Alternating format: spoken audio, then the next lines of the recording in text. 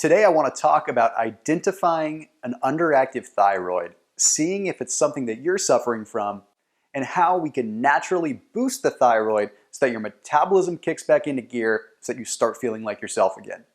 Now, those of you that know my story know that my wife has suffered with an autoimmune disease that affects her thyroid. It's called Hashimoto's disease. Now, what happens in her body is her body fights off her own thyroid. And this can happen for a multitude of reasons. I mean, it really happens just from diet, a long time of eating foods that were possibly detrimental to the body, causing the immune system to react in such a way. Well, a lot of people are being diagnosed with Hashimoto these days, and they're being diagnosed with an underactive thyroid. And a lot of times people have an underactive thyroid and don't even realize they do. So in my wife's case, I mean, for years she was battling fatigue. She couldn't lose weight to save her life. It was brutal. She was really struggling. She was tired all the time. And then it all started making sense when we found out that she would have this issue with her thyroid. And some of the first things that we did is start really introducing some natural ways that she could boost it. So I want to share with you how you can start stimulating your thyroid to function a little bit better and possibly alleviate some of the pain and some of the suffering that's associated with an underactive thyroid. Now, it's important to say I'm not a doctor. I can't diagnose whether you have an underactive thyroid or not. But what I can say is I've helped my wife and I've seen what she's gone through and I've watched her struggle and I know what works for her and I know what's worked for my clients. So let's dive right in and talk about how you can jumpstart your thyroid. The number one thing and the most important thing that you can do when you're looking after your thyroid is stop thinking about your thyroid, think about your gut. Think about your digestive system because everything is connected. And I'm going to explain one real simple thing that you can do. And it's not the easiest thing to do, but it is getting easier this day and age. And that's removing gluten from the diet. Now, I have a solid reason for it. You see, the proteins that are in gluten, they mimic the proteins that are in your thyroid. So they're very, very similar. Now, the body has a hard time differentiating the proteins that you're consuming through the gluten and the proteins that are in your thyroid. So let's say, for example, you do have an autoimmune disorder that is telling your body to attack itself, attack its thyroid.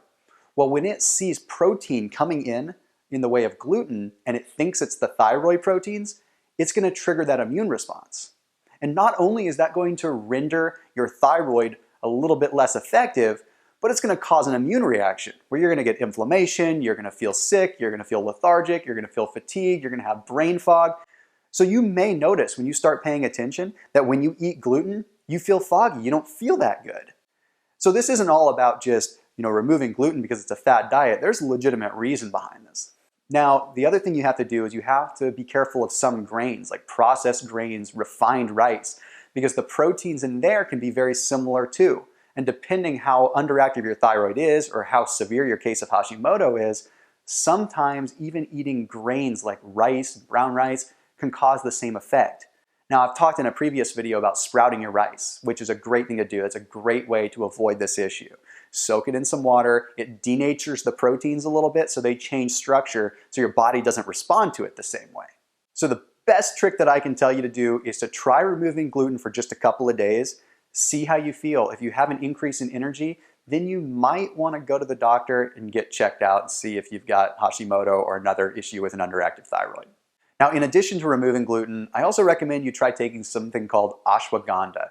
Now, ashwagandha is an herb. It's an ancient Chinese herb. It's been used for a lot of things. It's predominantly been used to reduce stress and reduce cortisol levels, which is great. We can all stand to reduce some stress and reduce some cortisol levels.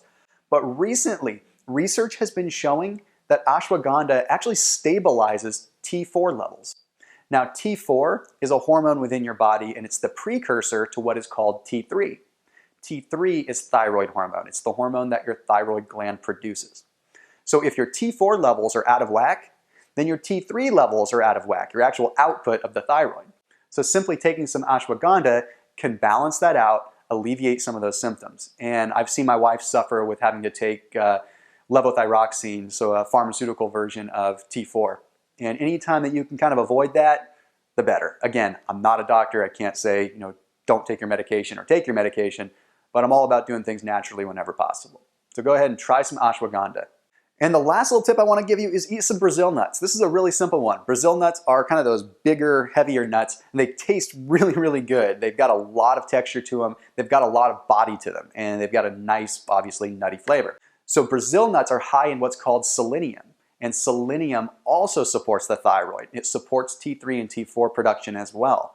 That's a really easy way, just eating like an ounce or 2 ounces of Brazil nuts. You might start noticing a little pick-me-up right there. That was literally the first thing that we did when we found my wife had an underactive thyroid. We started having her eat some Brazil nuts, and it definitely made a difference. So at the end of the day, this is something that is really taking America by storm. We're seeing so many people getting diagnosed with underactive thyroids. And 5-10 years ago, it was just kind of a thing. Like people would say, oh, I have a slow thyroid. It was almost viewed as a cop-out to why someone couldn't lose weight. But now it's a real thing. I mean, it really is a real thing. People have an underactive thyroid, and it's happening all around us simply because of the foods that we're eating. So be aware of what you are putting in your body, and remember, it all starts in the gut. So as always, keep it locked in here on BeFit. I love doing these videos for you. Let me know in the comment section below if there's any specific topic that you'd love to see. All right, see you next week.